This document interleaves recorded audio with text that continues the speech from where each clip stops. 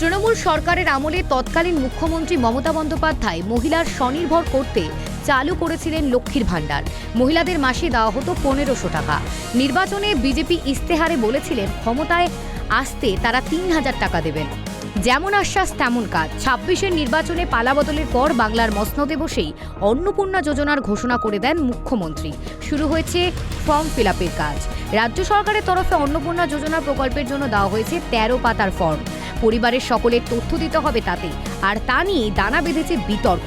সোমবার নবান্ন থেকে মুখ্যমন্ত্রী স্পষ্ট করলেন, অন্নপূর্ণা যোজনাকে ঘিরে পরিকল্পিতভাবে বিভ্রান্তি ছড়ানোর চেষ্টা করা হচ্ছে। উচিত প্রাপকরাই সবাই টাকা পাবেন, আশ্বাসবাণী মুখ্যমন্ত্রীর।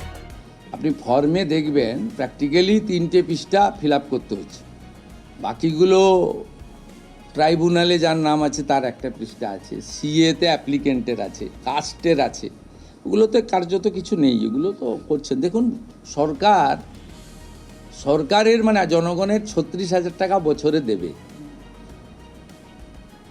আপনি 20 টাকার ঢেঁড়স কিনতে গেলেও টিপে দেখেন, আর 36,000 টাকা বছরে দেবে, সহযোগিতা করুন না। একই সঙ্গে পূর্ববর্তী সরকারের লক্ষ্মীর ভাণ্ডার প্রকল্পে একাধিক দুর্নীতির অভিযোগ তোলেন মুখ্যমন্ত্রী। 22 জন পুরুষের নামে অ্যাকাউন্ট পাওয়া গিয়েছে, তারা প্রতি মাসে লক্ষ্মীর ভাণ্ডারে টাকা নিয়েছেন বলেও জানিয়েছেন শুভেন্দু অধিকারী। এই অভিযোগের তদন্তে জোর দিতেও নির্দেশ মুখ্যমন্ত্রীর। এই কেসে অনেক বড় পর্দা ফাঁস হয়েছে।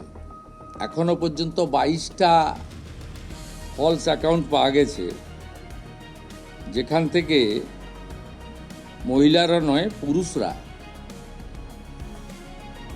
লক্ষ্মীর ভাণ্ডারে টাকা নিচ্ছে, এবং এটা অনেক বড় সংখ্যা হবে। এবং যত এটা আরও আমরা তদন্তের গতি পুলিশকে বাড়াতে বলেছি। 22টা অ্যাকাউন্টের মধ্যে 1 account is linked to Rakibul Sheikh.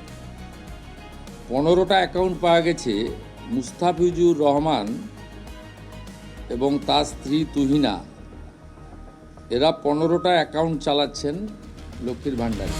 পূর্বতন সরকারের আমলে লক্ষ্মীর ভাণ্ডারে পুরুষদের টাকা পাওয়ার মতো একাধিক দুর্নীতির খতিয়ান তুলে ধরেন মুখ্যমন্ত্রী। এই বেনিয়মের কড়া তদন্তের নির্দেশ দিয়ে স্বচ্ছতার বার্তা দিলেন তিনি। ক্যামেরায় বরুণ ভান্ডারীর সঙ্গে দেবযানী সরকারের রিপোর্ট, KTV বাংলা।